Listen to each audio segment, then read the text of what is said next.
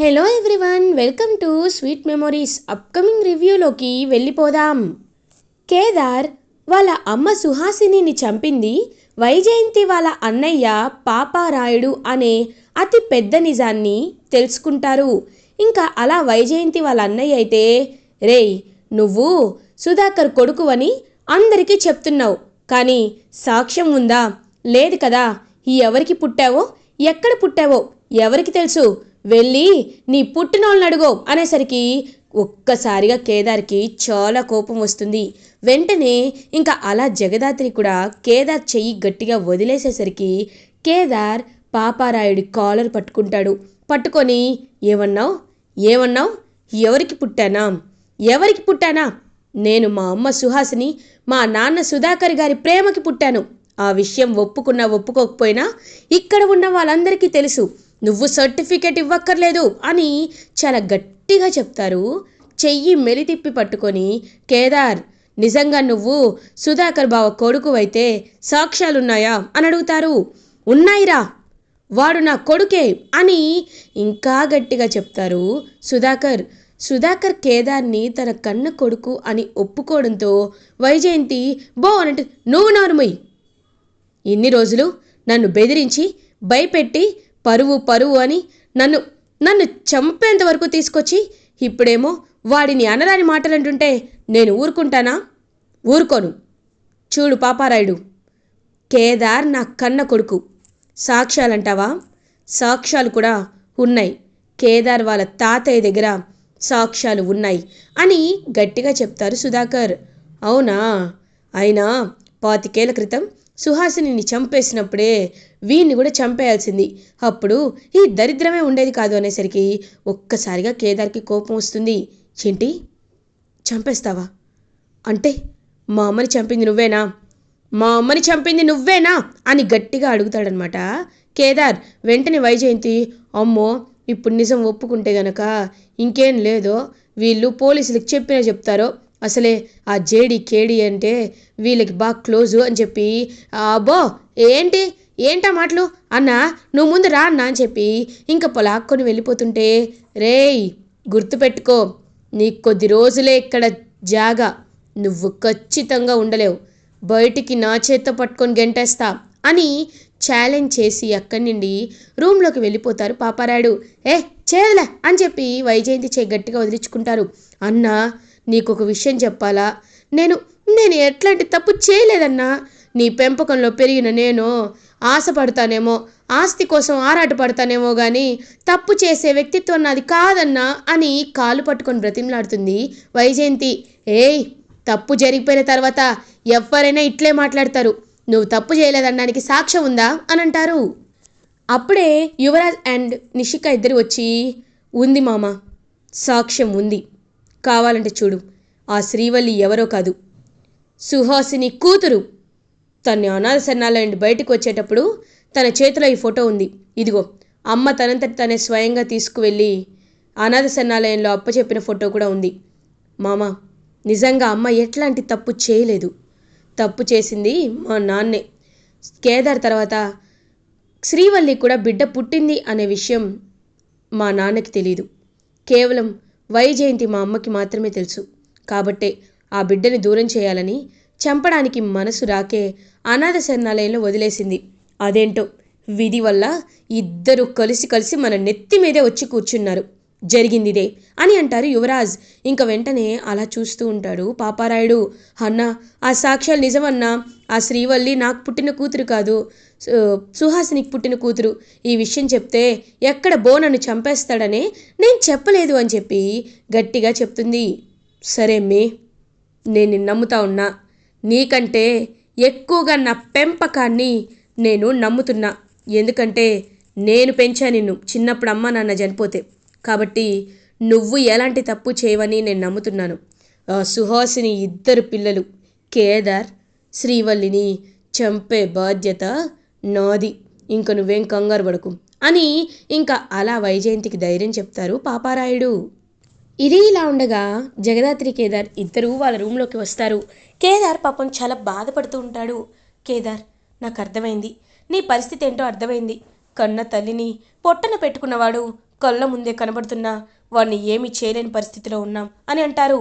దాత్రి, నాకొచ్చిన కోపానికి మావయ్య అని కూడా చూడకుండా ఒంటి చేత్త చంపేసేవాణ్ణి. కానీ మన దగ్గర సాక్ష్యాలు లేవు. అమ్మ చంపిన ఆ దుర్మార్గుణ్ణి వదిలిపెట్టకూడదు దాత్రి అని అంటారు. ఖచ్చితంగా కేదార్, ఈ సొసైటీలో ఇంకా న్యాయం వ్యవస్థ బ్రతికే ఉంది కాబట్టి మనం న్యాయంగా వెళ్దాం.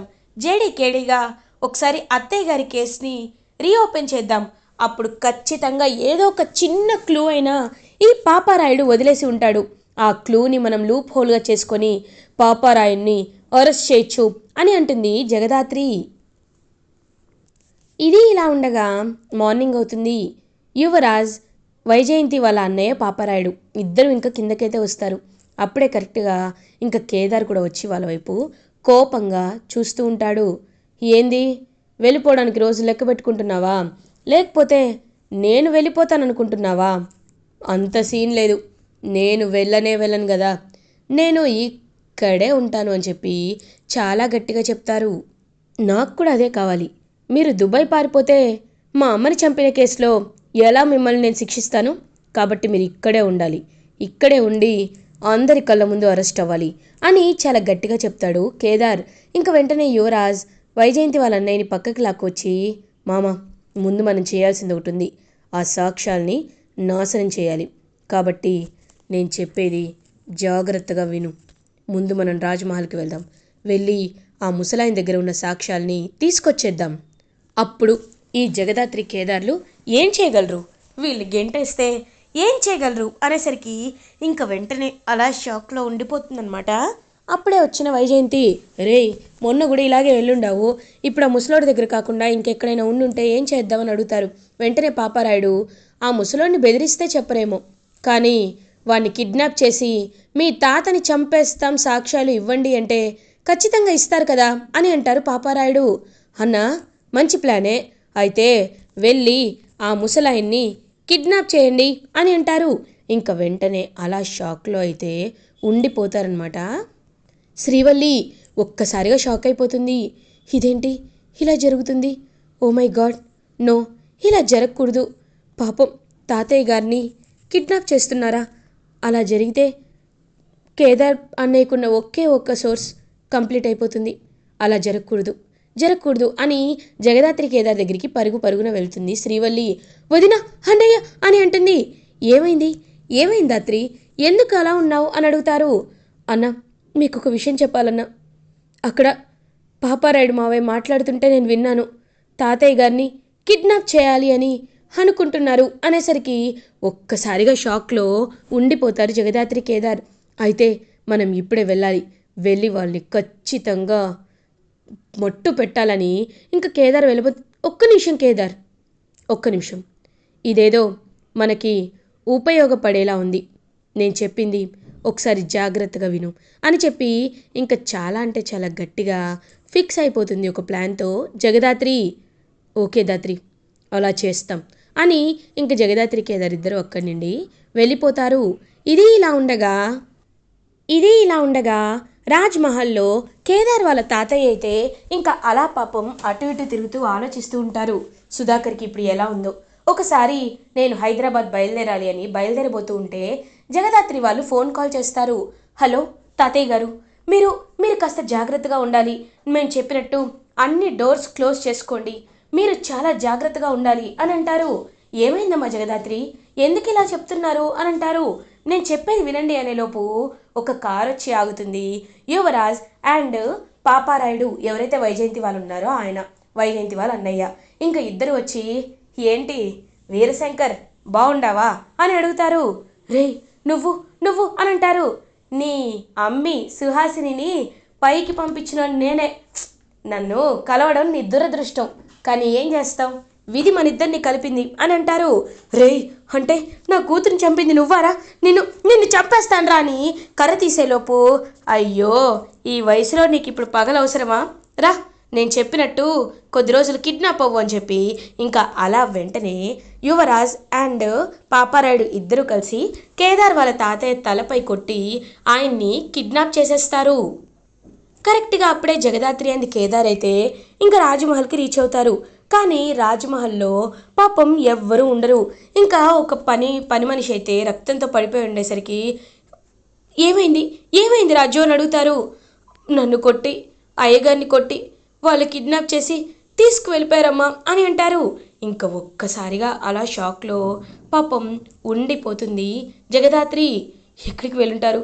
ఒకవేళ ఫోన్ ఏదైనా ట్రేస్ చేద్దామంటే ఫోన్ కూడా ఇంట్లోనే ఉంటుంది. ఇంకప్పుడే కరెక్ట్గా యువరాజ్ అయితే ఫోన్ చేస్తాడు. హలో రేయ్ కేదార్, ఏంటి నువ్వు ఎంతో హ్యాపీగా మీ తాత దగ్గరికి వచ్చావా? కానీ నీ తాత నా దగ్గర ఉన్నాడురా అని అంటారు. ఏయ్, ఏం మాట్లాడుతున్నావురా? ఎక్కడున్నాడు? తాతకేమైనా జరిగిందో అని అంటారు. ఏం జరగకుండా నేను చూసుకుంటానులే, కానీ ముందు ఒరిజినల్ సాక్ష్యాల్ని నా దగ్గరికి తీసుకురా.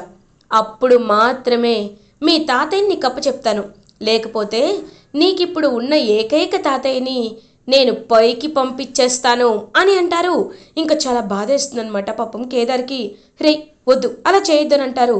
మీ తాత పైకి పోకుండా ఉండాలంటే నేను చెప్పింది చేయాలి, సరేనా అని చెప్పి ఇంకా అలా కాల్ కట్ చేస్తారు. పాపం కేదార్ ఏడుస్తూ ఉంటే, కేదార్ ఇప్పుడు ఏం చేద్దాం? వాళ్ళ కాల్ ట్రేస్ అవ్వడానికి కూడా లేదు. 1 సెకండ్ ముందు కాల్ కట్ అయిపోయింది కాబట్టి ఇప్పుడు ఏం చేద్దాం కేదార్ అని అడుగుతారు. నేను చెప్పేది విందాత్రి, నాకు తాతయ్య కంటే ఏది ఎక్కువ కాదు కాబట్టే నేను ఎలా అయినా తాతయ్యని దక్కించుకోవాలి, ఆ సాక్ష్యాన్ని ఇచ్చేద్దామని ఇంకా అలా సాక్ష్యాన్ని ఇవ్వడానికి రెడీ అయిపోతారు. సో జగదాత్రి కేదార్ యువరాజ్ చెప్పిన ప్లేస్కి సాక్ష్యాన్ని తీసుకొని వెళ్తారు. వెళ్ళగానే ఫస్ట్ ఆఫ్ ఆల్ యువరాజ్ ఆ ఫోన్కి మొత్తం ఏరోప్లేన్ మోడ్ పెట్టేసి ఫోన్ స్విచ్ ఆఫ్ చేసేస్తాడు అండ్ చేతిలో ఉన్న సాక్ష్యాన్ని లాక్కుంటాడు. చూస్తారు. ఏరా అభి, సాక్ష్యాలు కరెక్ట్గా ఉన్నాయా అని అడుగుతారు. హా మామ, ఇవి కరెక్ట్గా ఉన్న సాక్ష్యాలే అని హ్యాపీగా ఫీల్ అవుతారు. సాక్ష్యాలు అడిగినట్లే ఇచ్చాం కదా, మా తాతయ్య గారిని మాకు అప్పచెప్పండి అని అంటుంది జగదాత్రి. ఏందమ్మీ, ఎలా కనబడుతున్నాను నీకు?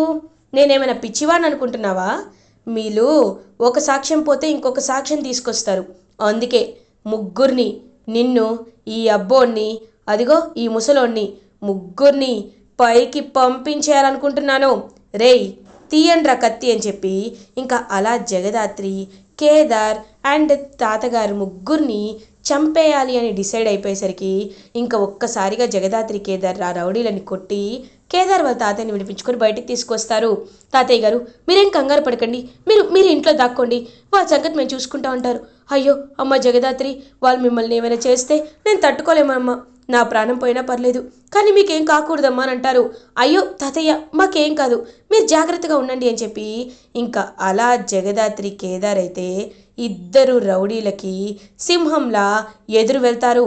ఇంకా అలా జగదాత్రి కేదార్ అయితే రౌడీలని కళ్ళ ముందే, యువరాజ్ అండ్ పాపారాయుడు కళ్ళ ముందే టప్ప టప్ప టప్ప కొట్టి కాళ్ళు చేతులు విరిచేస్తూ ఉంటారు. మా తాతయ్య గారిని కిడ్నాప్ చేస్తారా అని ఇద్దరు కలిసి ఫినిష్ చేసేసరికి ఒక్కసారిగా షాక్లో ఉండిపోతారు పాపారాయుడు. ఏంది, వీళ్ళు మామూలు సాధారణ మనుషులు కాదు, లేకపోతే అసలు ఇలా ఉండరు. పెద్ద పెద్ద రౌడీలనే ఇంత ఈజీగా మట్టు పెట్టుండారంటే, రే అబ్బోడా ఎవర్రా వీళ్ళు అని అడుగుతారు. అంటే మామ అది అని అనేలోపు అక్కడికి జగదాత్రి కేదార్ వస్తారు. మేమెవరో తెలుసుకోవాలనుకుంటున్నావా రాయుడు? ఖచ్చితంగా తెలుసుకోవచ్చు, కానీ తెలుసుకున్నాక నీ గుండె ఎలా ఉంటుందో నేనైతే చెప్పలేను. నేనెవరో తెలుసా? ఐపీఎస్ ఆఫీసర్ జేడీని రా అని అంటుంది. ఒక్కసారిగా ఇంకా పాపారాయుడైతే షాక్లో ఉండిపోతారు. రే జేడీ అంటే ఆడసింహం రా, ఫేస్ కనబడదు, కానీ ఎవరినైనా ఆ అమ్మి జోలికి వెళ్తే పులి జోలికి వెళ్ళినట్టే అని కొంతమంది రౌడీలు పాపారాయుడికి చెప్పడం గమనిస్తారు. అంటే జేడి అంటే నువ్వేనా అని అంటారు. అవును అనేసరికి ఇంకా వెంటనే అలా కుప్ప కూలిపోతారనమాట. ఆయనైతే యువరాజ్ మైండ్ బ్లాక్ అయిపోతుంది. జేడి అంటే నువ్వని తెలియక ఇన్ని రోజులు ఇష్టం వచ్చినట్టు ప్రవర్తించుండానమ్మే, నన్ను క్షమించు, నేను నీకు సరిపోలేను అని అంటారు పాపారాయుడు. గుడ్, ఇలా అయినా రియలైజ్ అయ్యావు. మా అత్తయ్య గారి చావుకి కారణమైన నిన్ను, నీలాంటి మృగాన్ని జైల్లోనే పెట్టాలి, బయట సమాజంలో తిరగనివ్వకూడదు కేదార్ అని అనేసరికి కేదార్ తన చేత్తో వాళ్ళ అమ్మ చావుకి కారణమైన ఆ వ్యక్తి పాపారాయుడికి హ్యాండ్ కఫ్స్ వేస్తారు. హ్యాండ్ కఫ్స్ వేసి అలా నడి రోడ్డుపై ఇంకా అరెస్ట్ చేసి లాక్కు వెళ్తూ ఉంటే యువరాజ్ మాత్రం అలా షాక్లో ఉండిపోతాడు. ఇంకా జగదాత్రి కేదార్ జేడీ కేడీగా మారినందుకు పాపం చాలా హ్యాపీగా ఫీల్ అవుతారనమాట కేదార్ వాళ్ళ తాతయ్య. నిజంగా నా మనవడు మనవరాలు సమాజంలో గుర్తింపు ఉన్న పేరు ప్రఖ్యాతలు ఉన్న జేడీ కేడీ అని తెలుస్తుంటేనే నా మనసు పులకరించిపోతుంది. మీలాంటి వాడికి తాతయ్య నేనందుకు నాకు చాలా అదృష్టంగా ఉందిరా అని ఇద్దరిని పాపం హక్ చేసుకొని చాలా హ్యాపీగా ఫీల్ అవుతారు. ఇంకా అలా వీరశంకర్ అనే వ్యక్తిని కిడ్నాప్ చేసిన కేసులో చిత్తూరు పులిబిడ్డ అయిన పాపారాయుణ్ణి అరెస్ట్ చేశారు పోలీసులు అని బ్రేకింగ్ న్యూస్ వస్తుంది. అది చూసి సుధాకర్ కౌశికి తిక్క కుదిరింది. ఎందుకంటే ఇలా ఇంతలా నీచానికి దిగజారి మళ్ళీ కేదార్ వాళ్ళ తాతయ్యని కూడా చంపేయాలనుకుంటే తగిన శాస్తి జరిగింది అని హ్యాపీగా ఫీల్ అవుతారు. వైజయంతి వాళ్ళ అన్న అరెస్ట్ అయినందుకు చాలా టెన్షన్గా ఫీల్ అయ్యి ఇంకక్కడికక్కడే కుప్పకూలిపోతుంది. ఇలా ఎపిసోడ్ ఎండ్ అవుతుంది. ఫర్దర్ ఎపిసోడ్ రివ్యూస్ ముందుగా మీకు కావాలి అనుకుంటే మా ఛానల్ని సబ్స్క్రైబ్ చేసుకోండి. Thanks for watching.